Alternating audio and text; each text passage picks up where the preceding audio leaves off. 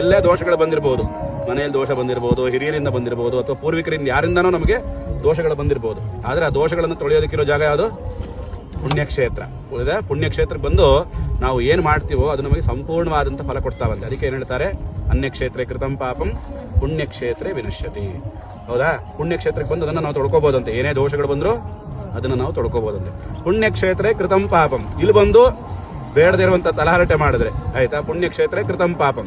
ಇಲ್ಲಿ ನೋಡಿ ಕೆಲವರು ಏನ್ ಮಾಡ್ತಾರೆ, ನದಿಯಲ್ಲಿ ಬಂದು ಸ್ನಾನ ಮಾಡಿ ನಿಮಗೆ ಪುಣ್ಯ ಬರುತ್ತೆ ಅಂದ್ರೆ ಬಟ್ಟೆ ಬಿಡೋದು, ಹಳೆ ಚಡ್ಡಿ ಬಿಡೋದು, ಬನೀನ್ ಬಿಡೋದು, ಸೀರೆ ಬಿಟ್ಟರೆ ದೋಷ ಹೊರಟೋಗುತ್ತೆ ಅಂತೇಳಿ ಬಟ್ಟೆಗಳನ್ನು ಬಿಡೋದು. ಹೌದಾ? ಅಥವಾ ಇನ್ ಕೆಲವರು ನದಿಯಲ್ಲಿ ಸ್ನಾನ ಮಾಡಿ ನಿಮಗೆ ಪುಣ್ಯ ಬರುತ್ತೆ ಅಂದ್ರೆ ಸೋಪ್ ಹಾಕೊಂಡು ಸ್ನಾನ ಮಾಡೋದು, ಶಾಂಪೂ ಹಚ್ಕೊಂಡು ಸ್ನಾನ ಮಾಡೋದು. ಹೌದಾ?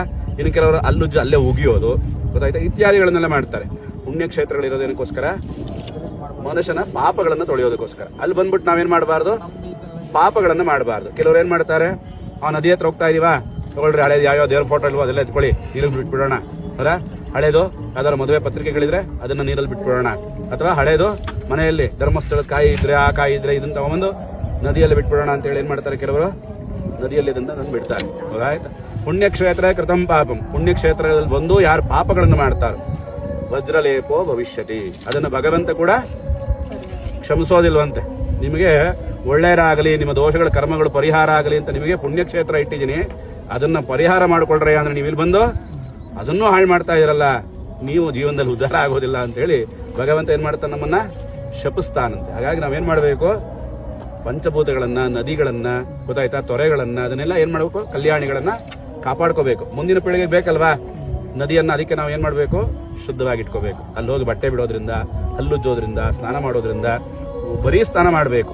ಗೊತ್ತಾಯ್ತಾ? ಅವಾಗ ಏನಾಗುತ್ತೆ? ನಮ್ಮ ಕರ್ಮಗಳೆಲ್ಲ ತೊಳೆದೋಗುತ್ತೆ. ಅಲ್ಲಿ ಬಂದು ಸೋಪ್ ಹಾಕೊಂಡು ಶಾಂಪು ಹಾಕೊಂಡು ಸ್ನಾನ ಮಾಡಿದ್ರೆ ಏನಾಗುತ್ತೆ? ಕರ್ಮ ಜಾಸ್ತಿ ಆಗುತ್ತೆ. ಗೊತ್ತಾಯ್ತಾ? ಹಾಗಾಗಿ ಇಂತಹ ಒಂದು ಕ್ಷೇತ್ರ ಇದು. ಯಾವ್ದು ಕ್ಷೇತ್ರ ಇದು? ತ್ರಿವೇಣಿ ಸಂಗಮ, ಕಾವೇರಿ, ಕಪಿಲ ಮತ್ತು ಸ್ಫಟಿಕ ಸರೋವರ. ನೋಡಿ, ಈ ಕಡೆ ಹರಿತಾ ಇರೋದು ನಿಮಗೆ ಕಪಿಲ, ಆ ಕಡೆ ಕಾವೇರಿ, ಮಧ್ಯೆ ಇರೋದು ಸ್ಫಟಿಕ ಸರೋವರ. ಇಲ್ಲೊಂದು ನದಿ ಉದ್ಭವ ಆಗುತ್ತೆ ಇಲ್ಲಿ, ಆಯ್ತಾ? ಈ ಸ್ತಂಭದ ಹತ್ರ. ಇವು ಮೂರು ಸೇರುವಂತ ಜಾಗ ಯಾವುದು? ಸಂಗಮ ಕ್ಷೇತ್ರ.